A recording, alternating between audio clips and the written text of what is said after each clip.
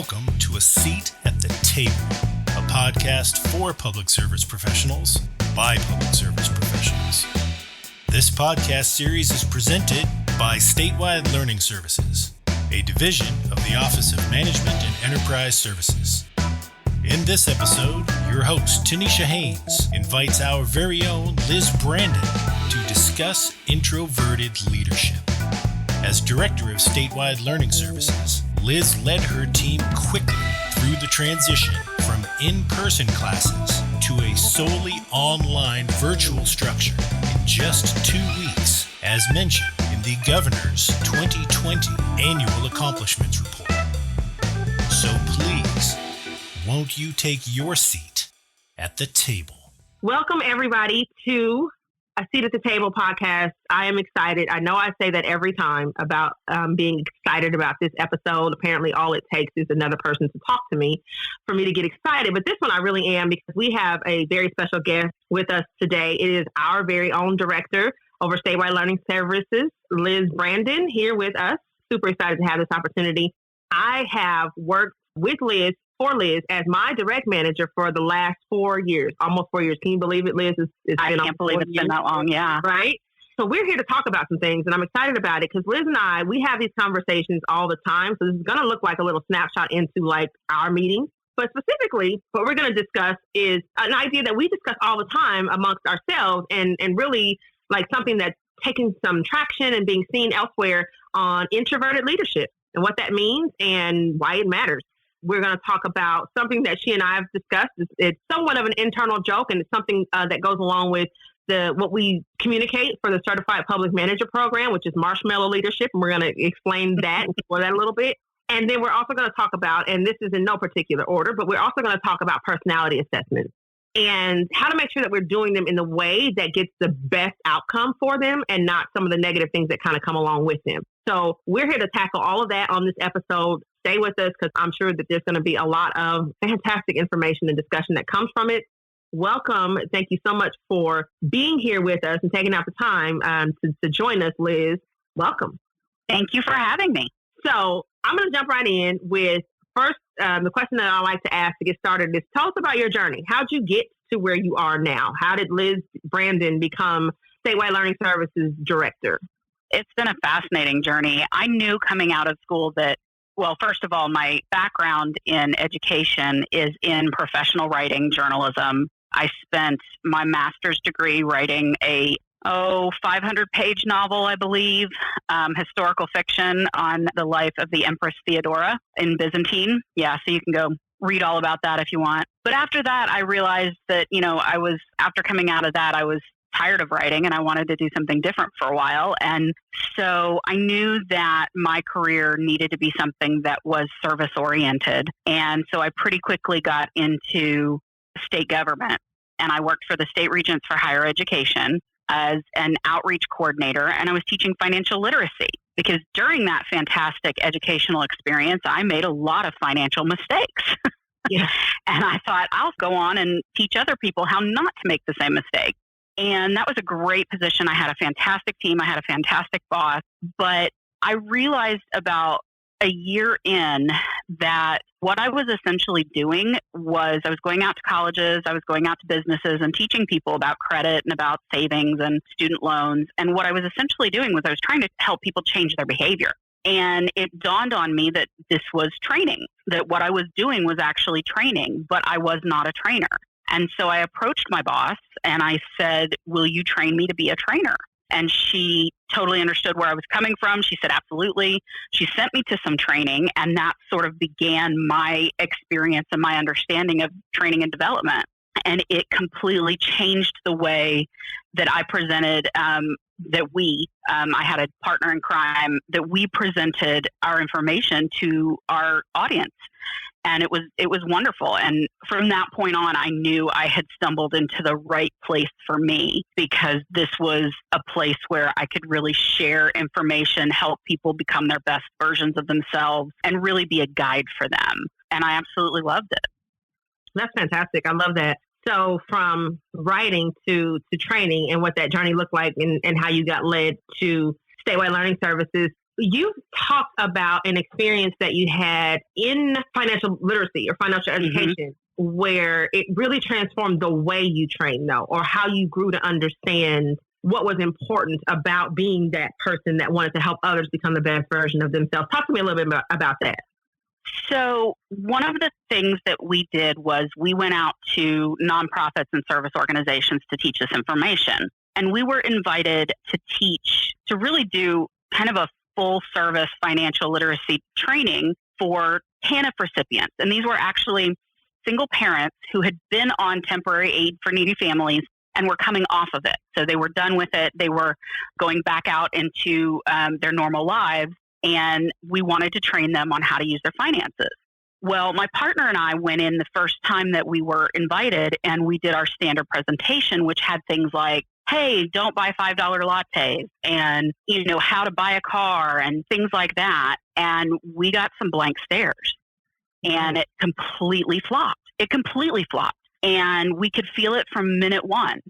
With the training that I had received about being a trainer, she and I went back and we sat down and we said, what did we do wrong and how do we need to change it? And from that conversation, we quickly realized that the issue was not just the content, because there was only a few things like that in the content, right? Most of the content was good for anybody. The problem was us. We were two middle class, only children who had never had to struggle in that same way in our lives. And we had nothing to give these people. We had nothing that they could hold on to and relate to from us. So we had to ask ourselves, how do we go in there? How do we gain their trust? And how do we provide this information in a way that they can connect with? So we completely redid our presentation. And when we went back the next time, instead of saying, here's all the things that you need to know about managing your money, we said instead, tell us what your challenges are. Tell us what your roadblocks are. They knew the advice. They knew what they were supposed to be doing. So we said, tell us why you're not doing it. And really, that's the key to adult learners. Adult learners know the right thing to do. That's not what we need to be teaching them. What we need to be doing is talking to them about what are the roadblocks that keep you from doing it. And that's where I really learned kind of my philosophy for training, in that we are guides on the side. We aren't there to just, here's some information, do a fun activity, do a quick survey and go home. We're here to take all of your experiences, give you a few pieces of new information, and then help you process that new information into all of your past experiences. Absolutely. And in order to do that, we have to involve you in that conversation. Absolutely. So I love that. Yeah, it was a formative learning experience for me. Formative. And we're going to talk about that. So we'll talk about formative learning when we get into Marshmallow Leadership, definitely. Because so many things that you said, one of the things that you said earlier on is helping people become the best version of themselves. I think that we miss it when we think that we're doing, like when we lose sight that that's the goal. Right, that the goal is about helping others become the best version of themselves, not necessarily what we think they should be, but helping them see. And then, like you said, those roadblocks. Again, you guys are just joining us in a conversation Liz and I have had countless times before, because we've talked about, and for the Certified Public Manager Program, this is one of the things that I share quite often, that we know what to do. You don't really need another class on customer service. I am not discouraging you from taking our classes on customer service. What I am saying is that when we are teaching these classes, we do have to take it a step further beyond just providing the basic level, hey, these are the tips and tricks and tools and techniques and strategies and processes. Those things are fantastic. Those theories, all those things are necessary information, but there's a missing piece that once you know that, and there's a lot of us who know these things, yet we're still not doing them, or we're still not quite sure how to make them happen in our workspaces and environments. And that's where I think we try to come in and bridge that gap that says, hey, you know what to do, but you're not doing it. Let's figure that out and then overcome that, and let's teach there. And so I'm so grateful that that's something that we share. Liz and I are opposites in so many ways, but the best kind of opposites, because we really, in my opinion, I don't know, she might not agree with me, but we really kind of like are on different ends of the same spectrum, though. And so we are able to share a perspective about the same thing from a different way and really grow. I've grown a lot from that experience. Oh, I have too. Absolutely. The other thing, though, that you said is about, what are the roadblocks and being a guide on the side. Mm-hmm. And that's your journey that kind of got you here. But there were some other experiences and other things that played a part into developing that training philosophy. It's also your leadership philosophy, those different things. Let's jump into personality assessments. Talk to me about how personality assessments has played a role. What part of your journey led you to how you see personality assessments, and also what we're doing about that as well? Absolutely. So when I came on with the training department here with OMES, at the time it was T&D, and it was very small. And at the time, personality assessment was big within OMES. And I was very quickly, I was told before I ever took any tests or before I ever went to any classes what my personality type was. And this was sort of my first real introduction into a workplace that involves personality. Okay. Mm-hmm. I had, of course, taken quizzes online and done all the fun stuff. What kind of potato are you or whatever. But this was my first experience with it being brought in a professional manner. And I was very quickly typed. And of course, it was correct. It's not that it was wrong, but I was typed so quickly. And that began to follow me in everything that I did and everything that I said. Everything that I contributed was, if you'll pardon the pun, colored by the fact that I was seen as this one type. And it began to change the way that I saw myself. Mm-hmm. I came into training. I have never been a person that suffered from stage fright. I have never been a person that minded being the center of attention. And I have never hesitated to get up in front of people if I had something valuable to contribute. Right.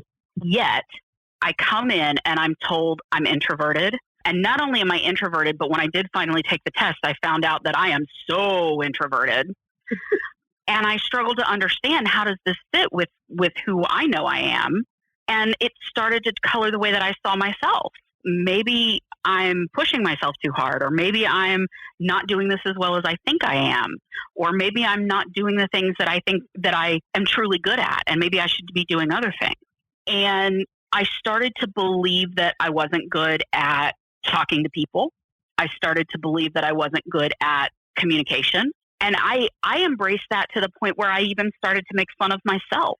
And I would say things like, oh, yeah, I hate people, or, oh, that's just, me. I have no emotions. None of that stuff is true. I'm very in touch with my emotional side, and I'm very, I adore the human race. However, the pigeonholing of those personality assessments that I encountered at the beginning became a way that I saw myself that was always negative. Mm-hmm. And then things changed as they do, and teams evolved, and more people came on that had a much broader understanding of personality, which at first was really great because I learned so much more about what was out there, and it was so much more complex than I had understood before. But then with more people, I started to see a level of tribalism that began to happen. And instead of just pigeonholing, what we had every meeting was, the thinkers versus the feelers, or the planners versus the more impulsive folks. And everything was sort of seen through that lens. And it became almost a way for us to categorize ourselves in large groups. And it was, again, becoming a very negative thing. And I really got to the point where I started to believe that personality testing in the workplace was worthless. And that all it did was teach us to, we all love to do it. Taking a personality assessment, it is hours in the classroom where we get to talk about and think about nothing other than ourselves, right? So it's fun. And I completely get that. But I started to see it as nothing but fun, just fluff. And I ended up in a certification class by accident. We had a cancellation. We had already paid for it. Somebody had to go. And I ended up in it by accident. I had developed more nuanced ideas before then, I suppose. I really started to see that there is so much value to personality typing in the workplace. if we use it correctly. If it's done correctly, yes. If it's done correctly. And I started to understand that who I am is not defined by those boundaries, and that all they are simply, they're not predictors of my behavior. They are not definitions of what I can and cannot do. They are simply what comes easy to me. Mm-hmm. And just because it comes easy to me doesn't mean I can't do something completely different. Right. And if we're not telling that story along with our personality assessments, we're missing the mark. Right. Using it for the purposes of creating an understanding that would bridge gaps and bust silos and create unity. But if the personality assessments or anything like that goes into an identifier, because we've had this conversation, the same thing happens when we talk about generations, right? Like where anything that allows a person to be identified as something that has characteristics or behaviors attached to it, or that says that, I identify as this, or any type of labeling really that creates a bias attached to it, then if it's creating division, or if it's creating a scenario where people are locking in further to what that description says they are, instead of exploring others' perspectives, then we've probably done it wrong. And we need to be able to really go back and look at how we need to facilitate it.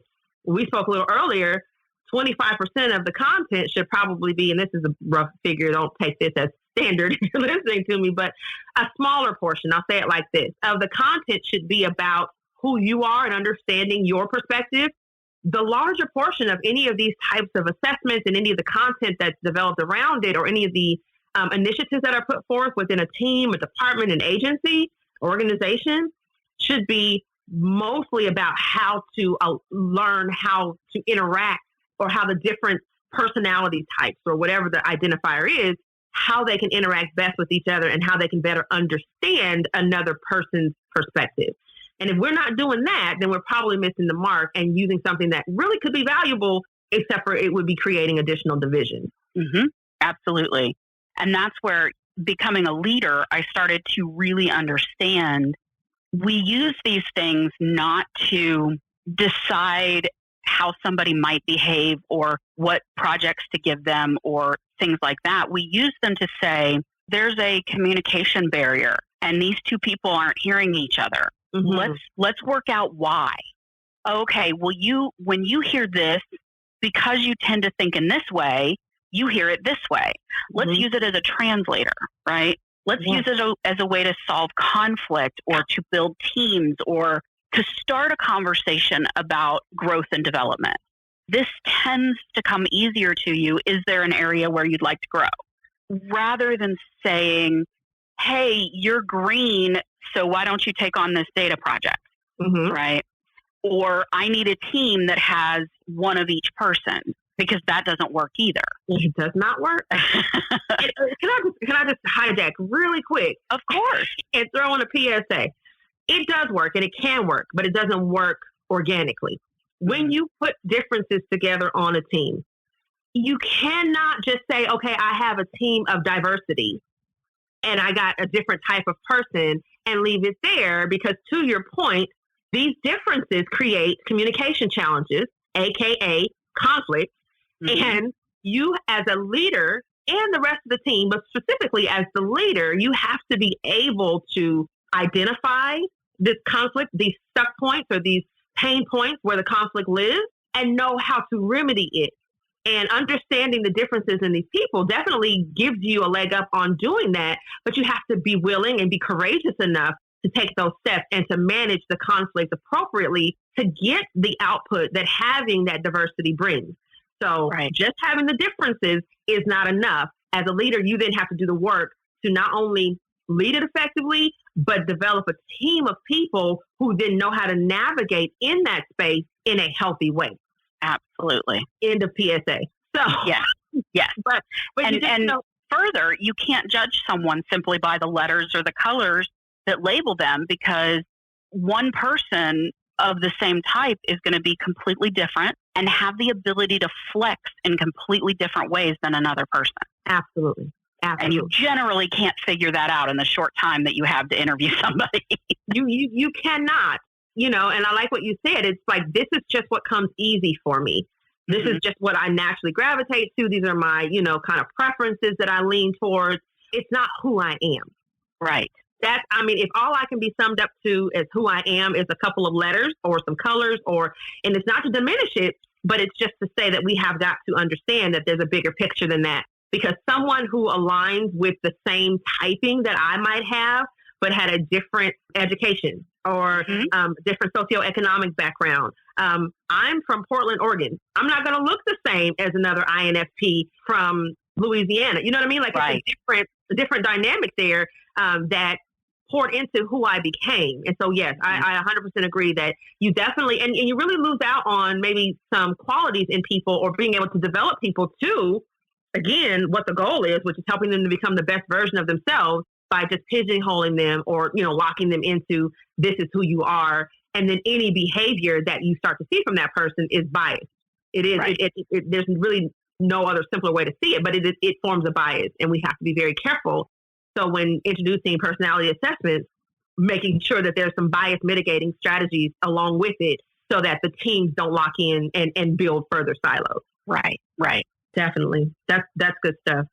A lot of these personality assessments, though, one of the common themes that they come in and they talk about is if you're introverted or extroverted. Wait, before I go there, I wanted to make it clear, and I started this earlier because when we discussed this as a team, and it's like, hey, we're going to talk about the downside of personality assessments, most of us are like, wait, but we offer them. We want to make it clear. We are for them. Liz just said she actually got into it and attended becoming certified in a personality assessment tool and was able to see the value of it based off of how it's supposed to be done. And so that's what we offer with Statewide Learning Services as it relates to the personality assessments that we have. So you would have a more inclusive understanding of how to do it well and how to do it correctly so that you get the benefits from it. I just want to make sure no one walks away like, they do this, but they don't really believe in it. Not so. We do. We just want to make sure it's done correctly.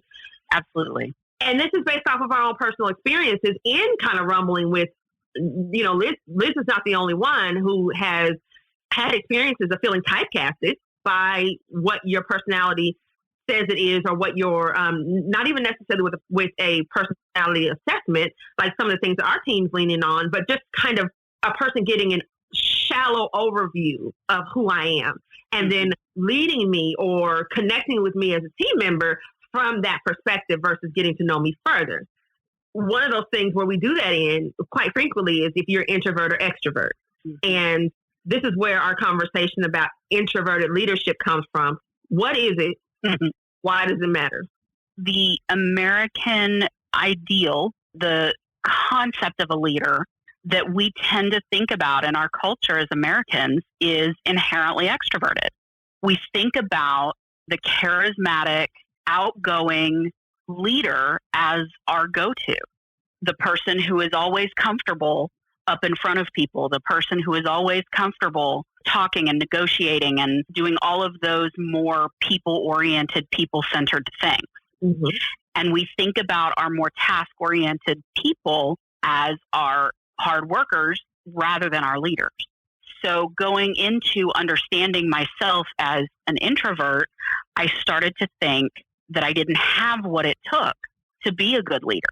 And interestingly enough, I remember and I think you were in this class with me, Tanisha, when we took the CPM capstone and they did MBTI with us. And the instructor, I believe it was Julia Teska, who said that despite what we tend to think, the higher you go in an organization, the more introverted the leaders become. And part of that is because there are a lot of really important values to being an introverted leader.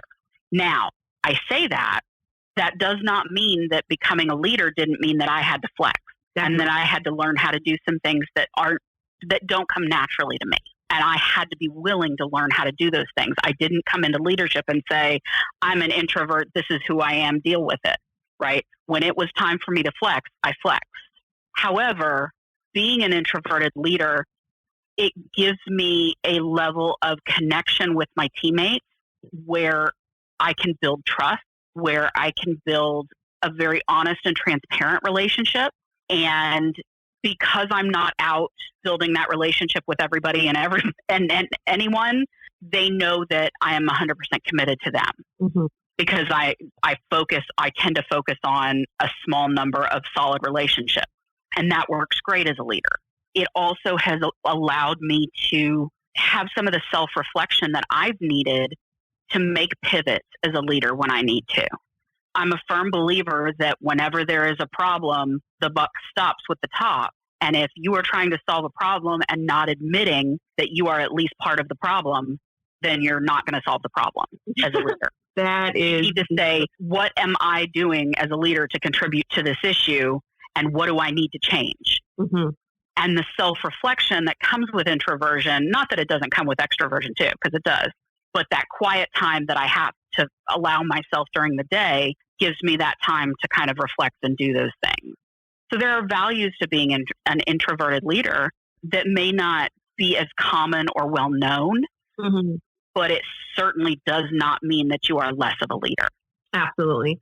And I'm so glad that you said that, because I want to take this opportunity to communicate out. When we talk about introverted leaders, it's not a hierarchy. It's not a better or worse. It's not a this one is greater. It's about a recognition that there's a cultural norm, and that's fine. It's a bias. And if you've not heard my stance on bias, then you should. But really, the reality of the situation is that we all have biases, because they're nothing more than connections that we've made to information and then we're manifesting the behaviors that go along with them. And that's right. And interestingly enough, in Finland, it's the opposite. In Finland, introversion is much more common. Mm-hmm. And there's an old joke: how do you know a Finnish person likes you? They look at your shoes instead of theirs. Yeah. So it is. It's all about cultural norm. Absolutely. And so it's not, and so this isn't to identify like extroverts are bad and, introverts unite. That's not what we're doing. So if you're hearing that, then forgive us, because that's not what we're doing. What we are trying to say is a couple things. The first thing is to encourage those people out there that do lean more towards being an introverted person, or having a preference towards introversion is actually the correct way to say that, that doesn't mean that you have to stay in the pigeonhole of what that means, even if you identify with that for yourself. So we're not talking about where someone else has came and said, okay, because you're an introvert, you can't. It's sometimes when you feel like, well, I'm not very talkative, or I'm not very outgoing, or I'm not very, these are all things that could have a yet attached to them if it's aligned Mm-hmm. with your goals. If it's something that this is actually something that you feel like I would be a good leader if I only could. And the barrier is being someone who gravitates more towards introversion. And that's okay. And that you can still go as far as you need to go or want to go within your career, or as far as leadership goes. And that doesn't have to be a hindrance. And then for the rest of us if we're functioning in the place that says, oh, well, that person, they stick to themselves a lot, they really don't talk to us a whole bunch, not completely counting them out as someone who could be quality in leadership, because that doesn't necessarily mean that they wouldn't be. It just means that there's some additional work that they would have to do to show that other part that comes more naturally to someone who leans more towards extroversion, and not to automatically assume that because those extroversion qualities are present or visible, that will automatically make that person a better leader over the one who doesn't naturally show it. Because a lot of these things can be developed and learned and accomplished successfully. So I just wanted to make sure that we don't get that mixed up there, because I think it's important. And I think that the best dynamic would be a leadership team and an organization that has both. Absolutely. You cannot do it without both. Absolutely. Because there is a level of charisma that I will never achieve, no matter how much I try to learn, or, and I have to be able to rely on the people, because the truth is that there are times when we can't flex. There are times when there's too much going on. There's times when we're in the middle of a pandemic and working from home and teaching our children and barely surviving and trying to give our 130%. And it takes an extra 20% to flex. Mm-hmm. And so in those times, a good leader knows, surround yourself with people who do things you don't do, and then rely on them to help with the things that don't come naturally to you. Absolutely. Absolutely. Couldn't have said it better myself. Seriously, like that's it. Just to be able to do that. And I want to take this, and we can definitely come back because there's so much more that we can talk about it. But what you just said, as far as what a good leader does, a good leader will surround themselves with people that really are better than them at other areas, in areas that they're weak in. And it kind of goes back to what we talked about, what you said earlier, which is you got to be able to look at it and say, is it me first? I think that sometimes we get there, but it's after pointing fingers and trying to find who else's fault it is. And it might be a good idea as a leader, if you're not doing this, just to start to get in the practice of asking yourself first, when there is a problem, what part of it is mine? And starting there as an analysis. But it took some development, right, to get it. Yes, it did. And that's where Marshmallow Leadership comes in, because we, again, I hate to keep saying this, but it's just so true. These are the types of conversations that Liz and I have. And we have 4 years worth of them. Again, I feel like I'm better because of it.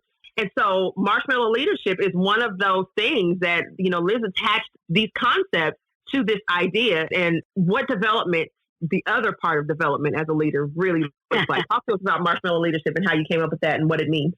So when I first took on the role as Director of Statewide Learning Services, there was a lot of stuff going on in the department and the agency, a lot of change, a lot of really tough stuff. And I sort of got thrown into the fire. But going in, I thought, hey, I've been teaching leadership skills in one form or another for over 10 years. I'm ready to be a leader. I've got this. And all true leaders now laugh at this moment. I was pausing for the laughter. Yeah. Because, oh my Lord, I had no clue. I had no idea how much I still had to learn. And it's the kind of stuff you can't put in a book. It's the kind of stuff that happens on the inside of you, and the shift in your ego and the shift in your expectations of what leadership is supposed to be, that has to happen in order for you to grow into the leader that you need to be. And I compared it to what ended up happening is Tanisha asked me to speak for the first cohort of the new version of CPM. So this basically became my speech. And I decided to compare it to the Stanford Marshmallow experiment, which I'm sure is not its official title. But basically, Stanford did an experiment on children. And what they were wanting to see is they were testing their ability for delayed gratification. And so they came in, and I know you've heard this before, they came in and they gave the child a marshmallow, and they said, I'm going to leave, and I'm going to leave you here with this marshmallow for 10 minutes all by yourself. And if you do not eat this marshmallow, I'll come back and give you another one.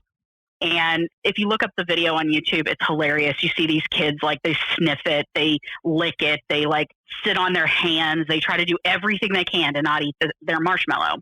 And, some succeed and some don't. But the idea is if they can delay gratification, they get that second marshmallow.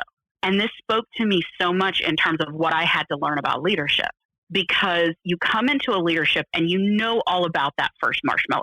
That first marshmallow is the ability to and the authority to do things your way, to make changes, to have an impact, the better pay, the parking spot, all of those things that we know that come along with leadership. And what we don't know is that if we take on that gratification and call it done and just start working from that place from day one, we miss out on that second marshmallow. And that second marshmallow is the respect of your team. It is the ability to motivate people.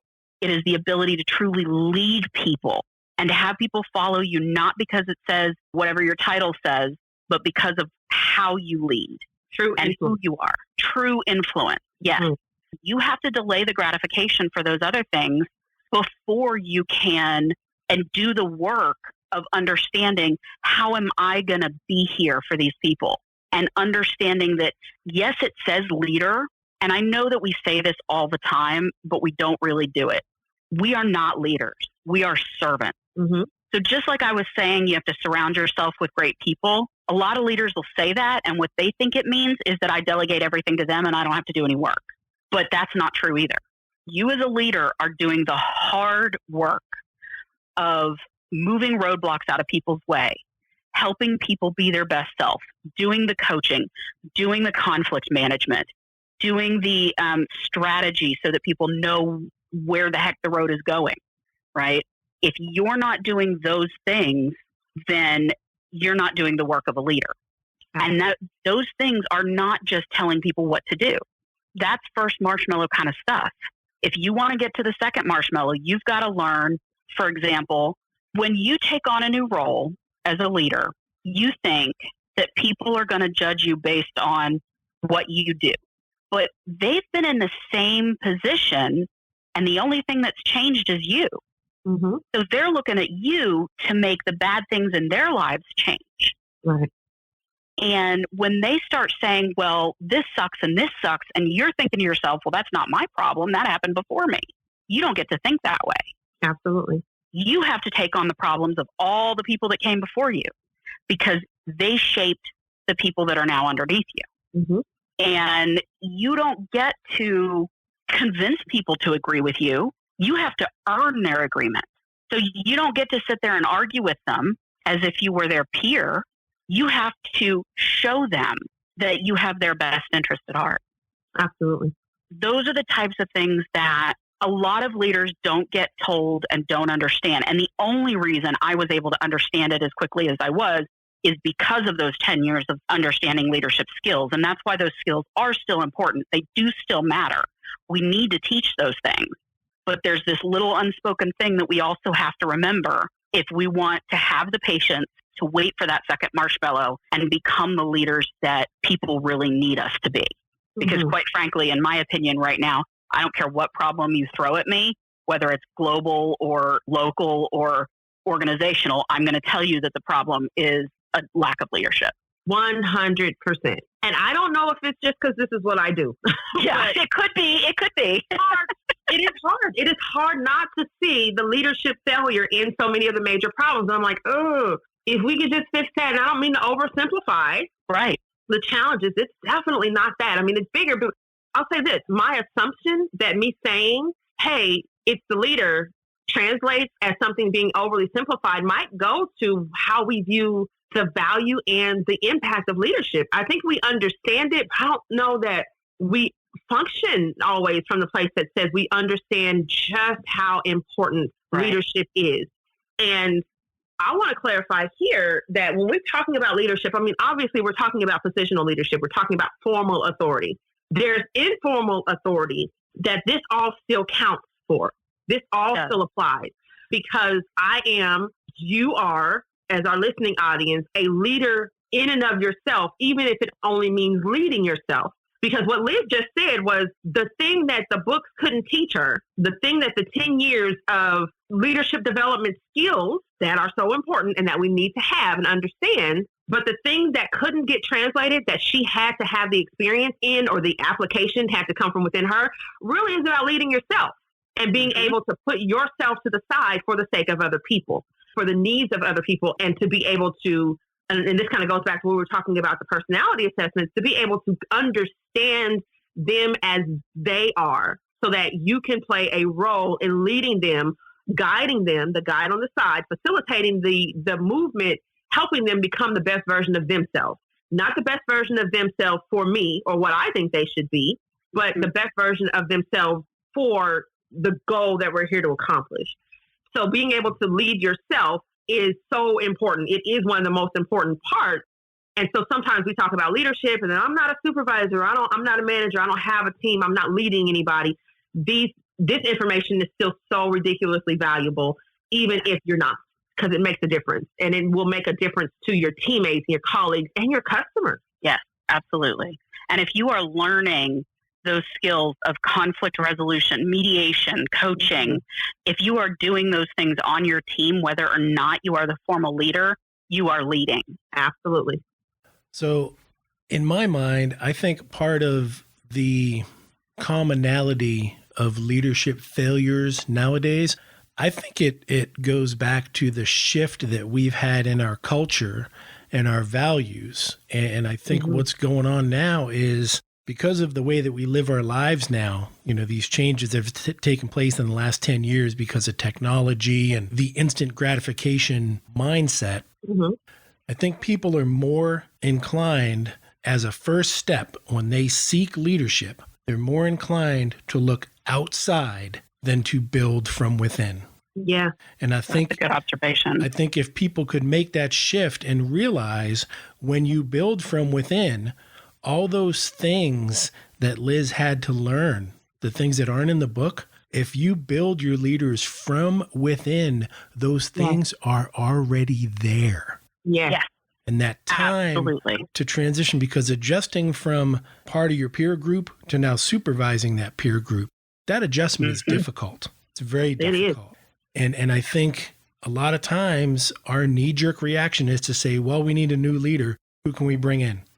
Instead of saying, who can we bring up? Yeah, absolutely. And that is where SLS comes in.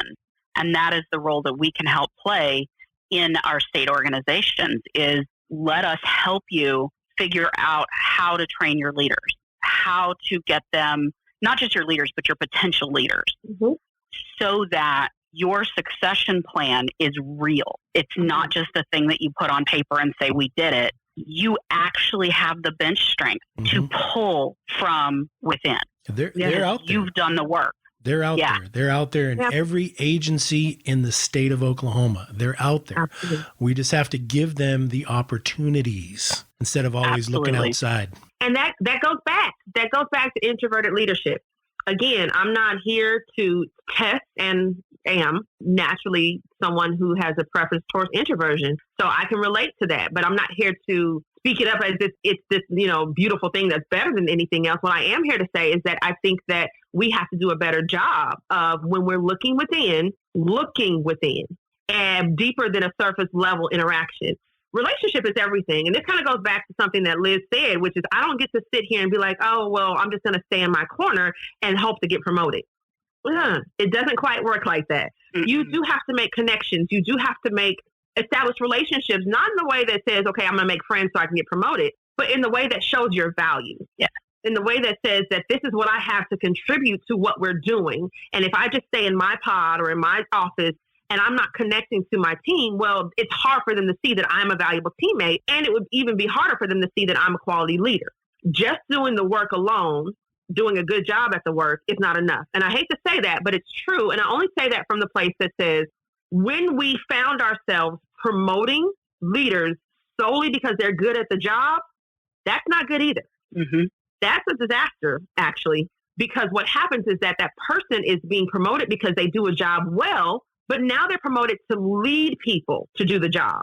And that's a different skill set that we weren't able to evaluate. We weren't able to see in you actually doing the job, whether or not this was going to be something that you could lead. So I'm not just saying that doing your job is not enough. What I am saying is that to be seen as a leader, you do have to have a balance of being able to have the dynamic where you can bring a team together, which means that you have to be able to manage relationships. You have to have that conflict resolution. You have to have those things.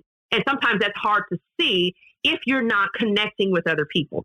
So being able to come and flex yourself and come out of that and be seen in that way is the best way to be able to present yourself as a quality leader. But the point is that for those of us who might be looking for a person, like Liz said, to be more charismatic, we have to balance that out as well. And when it comes to looking at it and promoting from within, making sure that we have systems and mechanisms, like you said, real succession planning that allows everyone to be seen and evaluated better than maybe where we've been able to succumb to some biases in the past.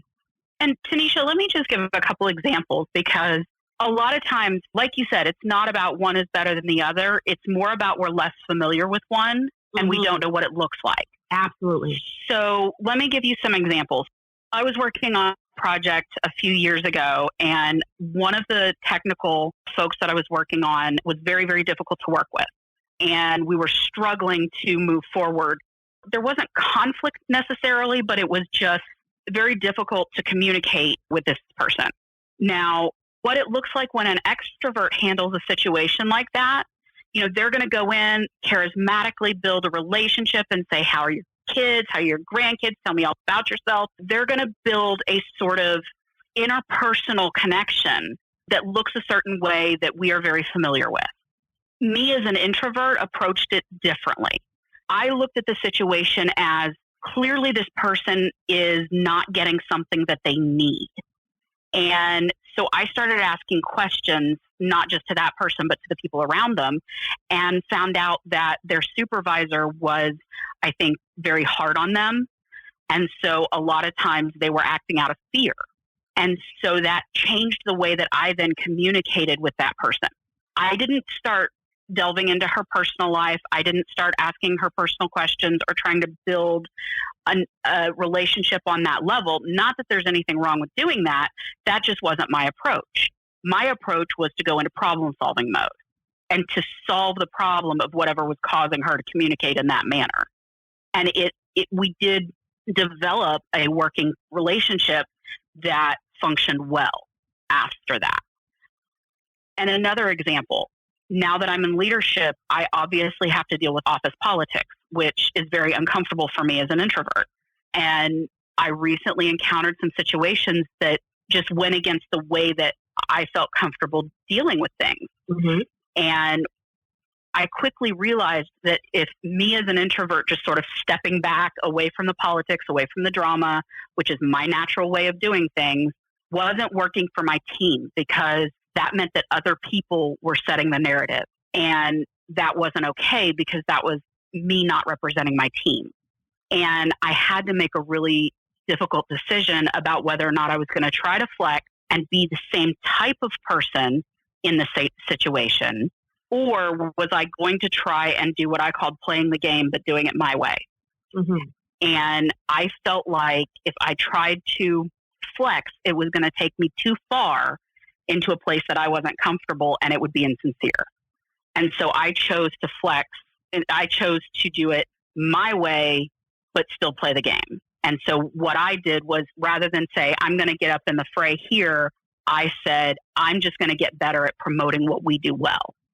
And that's what we've done for the last year, is we've gotten better at promoting what our team does well. And so I no longer have to play any games. I can just say, we do this well, see? And I can just show it. And that is much more comfortable for me as an introvert. Mm-hmm.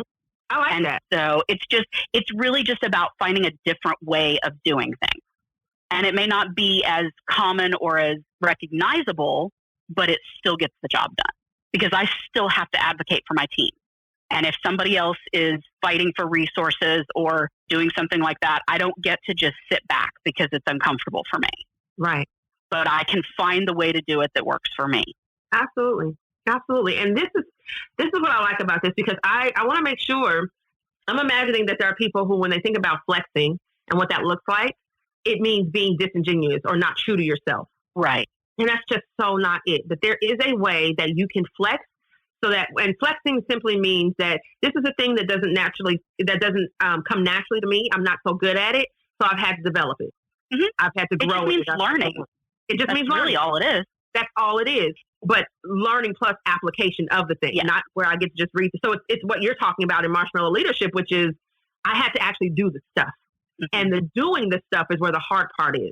It's where you don't, it's what we call the gray space, mm-hmm. where there's not a lot of black and white in the book or in writing or in policy or in anything that tells you how to handle this specific situation.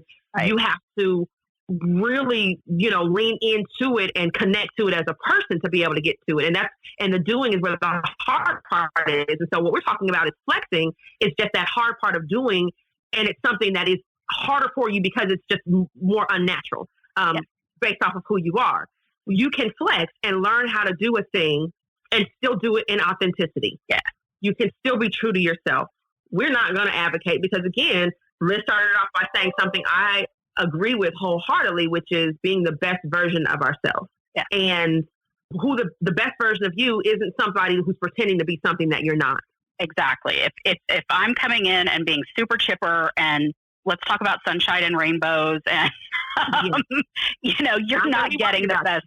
Yes, you're worried about me. That is not the best version of me. Yeah, we'd be like, hey, what's wrong with Liz? We need to pull her aside. Something's wrong. If I'm not talking about what's wrong and how we're going to fix it, like, stand back. She's going to blow. Right. Along with puppies and alpacas. That's right. I do talk about those. But yeah, so that's not what I bring to the table. I'm not going to get anywhere trying to be somebody else. That's right. And there's going to be some times when I have to choose between the inauthentic flex and the flex that's going to get the job done while staying true to my values and staying true to who I am. And that's the tough spot. Yep. But it's possible and it's doable. And I think that builds the best type of leader.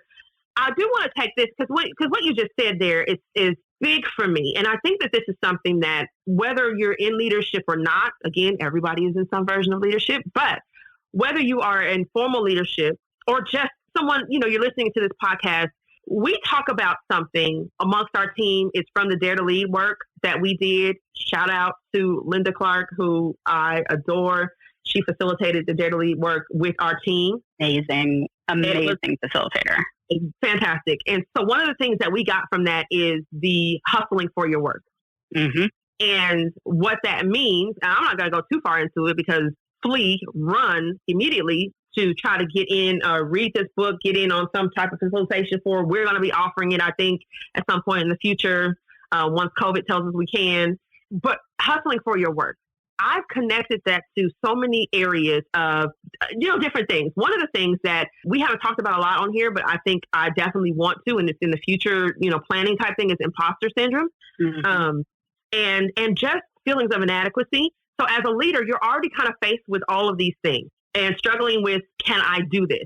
And when we talk about hustling for your worth, it is the mechanisms that you do to try to kind of compensate for what you feel like your weaknesses are, but in an unhealthy way. And so we're trying to essentially, in those moments, mask the fact that we're human. Mm-hmm. And that you have weaknesses and that you will make mistakes and that you have to learn from, you have a learning curve to things. But when a person is hustling for their worth, instead of standing in their values, which is, this is what I have to offer. And this is what I know I can do well, or what I can bring to this table or bring to this team. Instead, I'm trying to compensate for what I do poorly. That takes a lot of energy. That takes a lot of focus away from the task at hand because I'm trying to save face. And I don't know. And again, it's self-focused, exactly. Which means as a leader, you're taking time and energy away from your team. Exactly. And you are not only self-focused, but exerting this energy to protect yourself. Yes. And I don't know how many people can't relate in some way, shape, or form to being in an environment where you've had to do that, whether it would be because maybe, like you described, Liz, when you were being seen and typecasted is what I'm calling it, as like, you're of this, and so therefore this is why you're doing it this way, and everyone interacts with you based off of this bias that they have around who you are. Mm-hmm. That makes it very difficult for you to not feel like you have to hustle for your worth so that you can be seen correctly. Mm-hmm. Whether or not you're a leader and now you're having to, you're applying the things that you learned, like, wait a minute, the book said that if I just say this way and have this be the outcome, but the book didn't talk about the human behavior element that says people and emotions and all these other types of things that play a role in what that outcome could be. And so you're just kind of maybe struggling through some adequacy things there. The long and short of it is, the more that you as a person have to sit in a place where you either don't feel like you're being seen or heard correctly, or you're having to flex, not because it's a learning curve, but because you're trying to compensate for what you think your weaknesses are and cover them up, which is growth and fixed mindset, but that's a different podcast episode for a different day, then you're taking away from all that you have that you could potentially offer to the team, to your task, to the work, to the citizens of the state of Oklahoma, whatever that looks like. So the more that we can do to help people to become and sit in their authenticity, not in an extreme version, within professional boundaries, right? We have to function in a level of professionalism, but being more true to your authentic self and what you bring professionally creates so much more energy to exert towards the innovation that we have to bring forth to create solutions to things that we've never thought about. We're in a state right now where, man, coming up with solutions to things and problems that we didn't even know existed prior to this year, innovation has been so key to us being able to move forward and still do what it is that we're here to do. If I'm trying to do that by pretending to be something that I'm not, I'm having a really hard time right now.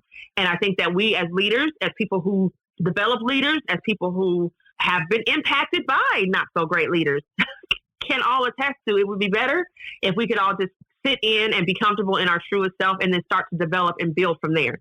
But you can't build something you won't acknowledge. And if you don't acknowledge that you have these weaknesses and you're trying to hide them, how can you learn and fix them? You can't.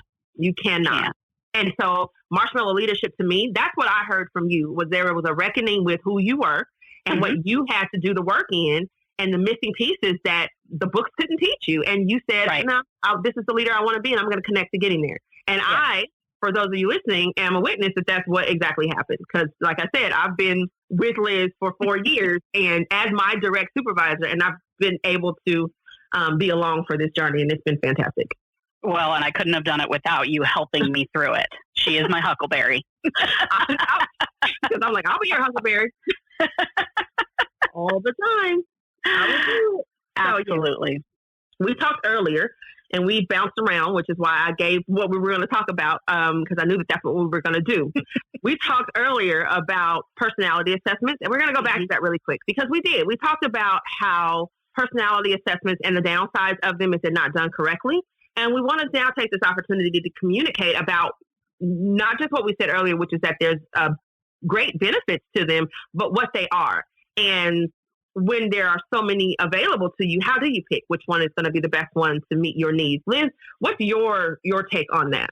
So the first thing you have to understand is what a tool is measuring. And you can usually tell this by looking at the test itself. If you are looking at a personality tool and it has what we call a Likert Scale, which is usually a 5 or 7 point scale it gives you a statement like, I love to talk on the phone. And you either strongly disagree, agree, neutral, strongly disagree, right? Mm-hmm. Typically, a test like that is measuring behavior, the likelihood that you're going to behave a certain way. On the other hand, there are tests that measure preference. This is more key to the research. This is more key to the background and personality.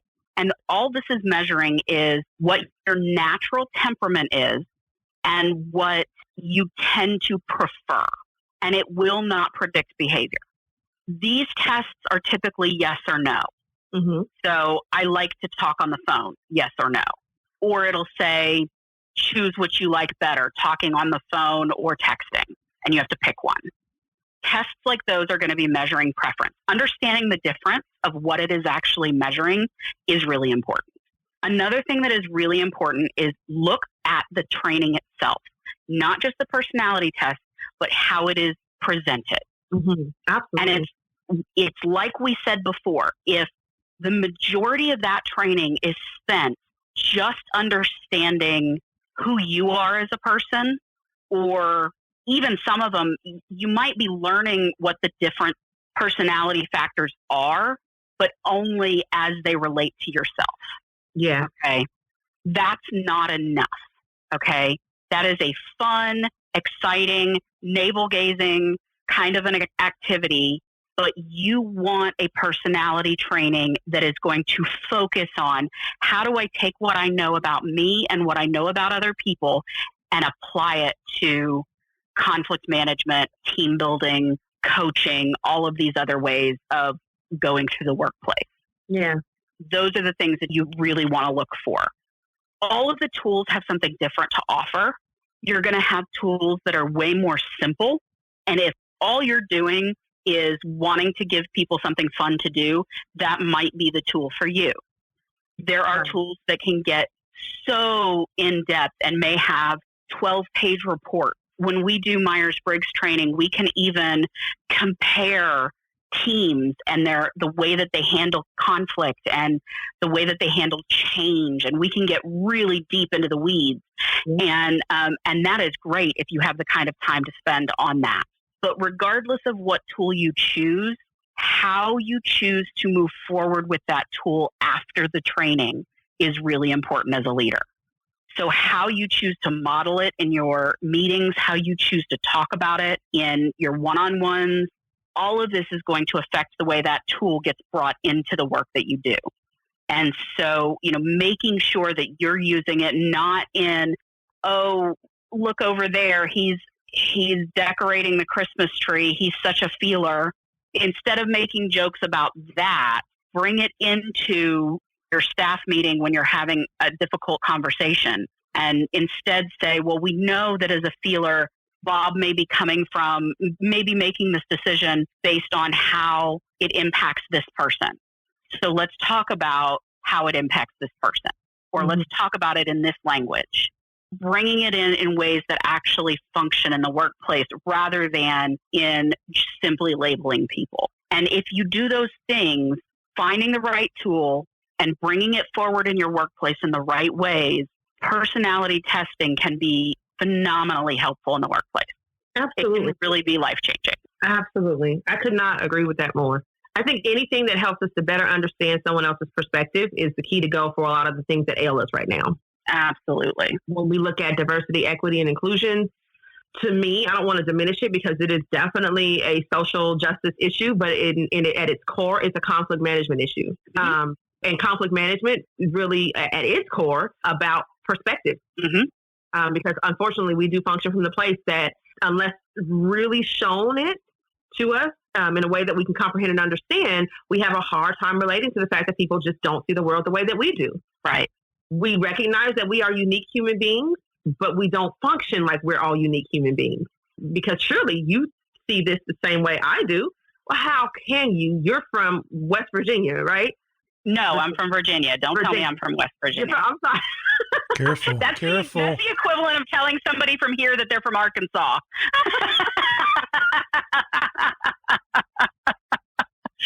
You're from Virginia. I'm from the Appalachians, though. And I'm from Oregon, right? There's no way, just those two differences there. And the two of us have many more differences than that. But just those two make our perspectives so different. There's no way we could see it the same without having relationship, without having connection. And the absence of those things just makes our differences areas of conflict. And that's where personality assessments play a role in being able to really open people's eyes. I know that's what it did for me. And the hope is that it would provide something like that for other people, even if it's just simply for fun.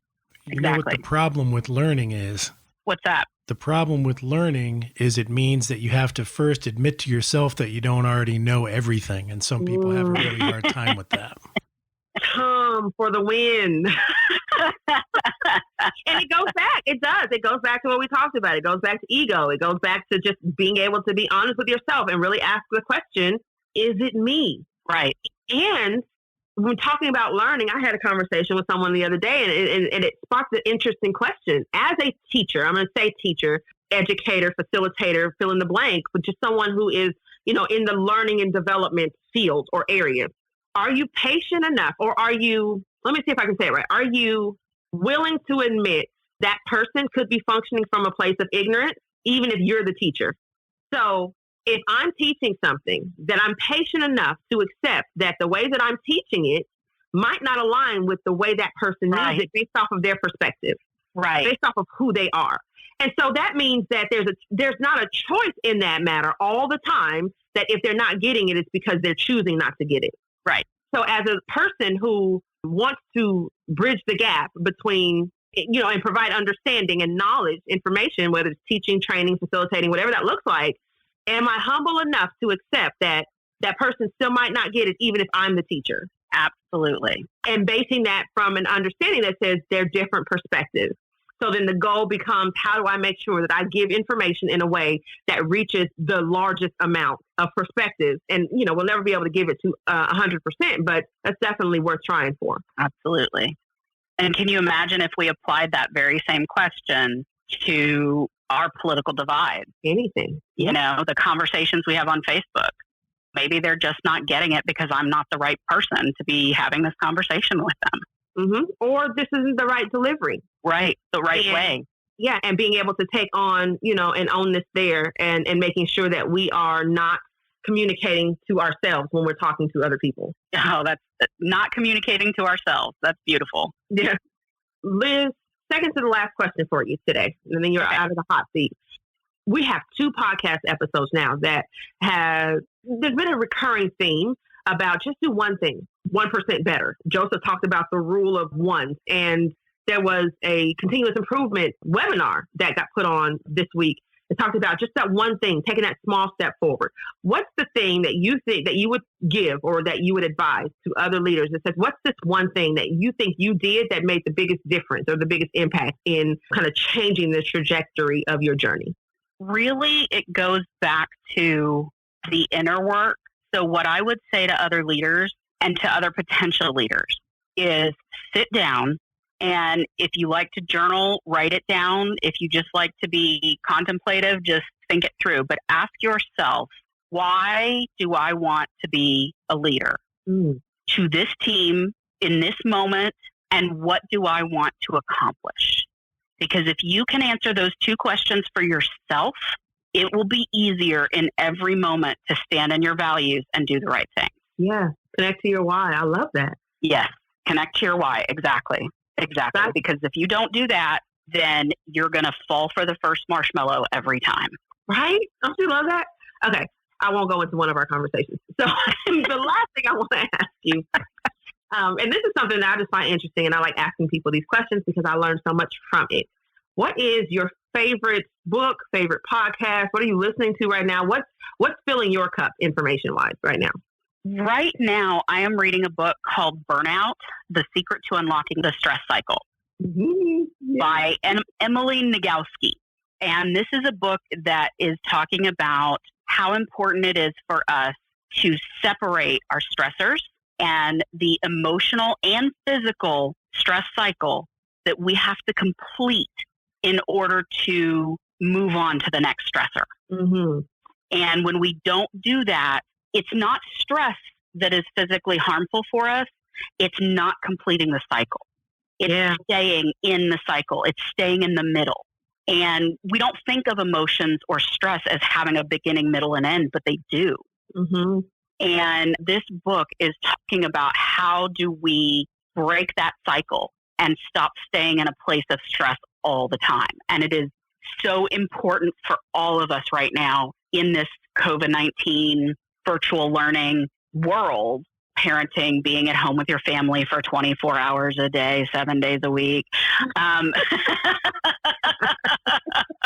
All of these stressors that we have, this is the time for that book. And so it has helped me with all of you guys on the team who have had your personal and professional struggles during this time. It's helped me with my personal struggles. I cannot recommend it highly enough. It came out of one of the podcasts that I've been listening to is Brene Brown, of course, the Dare to Lead podcast. And it came out of one of those episodes and I'm loving it. Just so you all know, she sent us that podcast and it made most of us like, yeah, we got to go get that book. So it's definitely well worth it. If you can resonate at all to feeling burnt out, I would suggest maybe looking into picking that up or checking out from the library or something of that sort. This has been so much fun for me. I appreciate it again. It has been. This is just one of our conversations that we have. And I hope that you all could hear like our hearts and our passion towards what it is that we put forth and what we put out there for you. Why it's equally as important that you communicate with us about what you might think you need, because we really dig into ourselves and we don't base it off of who we are and what we want. But we base it off of this just real struggles that we feel like most people can relate to. Don't be surprised if you see some type of courses or classes coming out in the near future. And I say near future, like 4-6 months type thing. Give us some time on burnout, because we understand like we do this work and we do it for ourselves, but we do it so much so because we feel like maybe there's other people who need it as well. And we're so interested in hearing what you need. So please take any opportunity that you have to connect with us about the different types of resources that you might need to better your journey or to help you along the way in becoming the best version of yourself. Thank you so much for joining us. Thank you, Liz, for being here, for gracing our podcast audience with your knowledge. Thank you guys for being the best team in the state of Oklahoma. I will take it. For those people who want to get a hold of you, who might want to reach out to our department and be like, hey, how do I, or where can I suggest, what are some ways that people can get a hold of Liz Brandon? Email me at liz.brandon@omes.ok.gov. You can hit me up on LinkedIn/LKBrandon. That's pretty much it. I'm not big on social media. But yeah, definitely hit me up on LinkedIn or send me an email, and I'd love to chat with you. Perfect.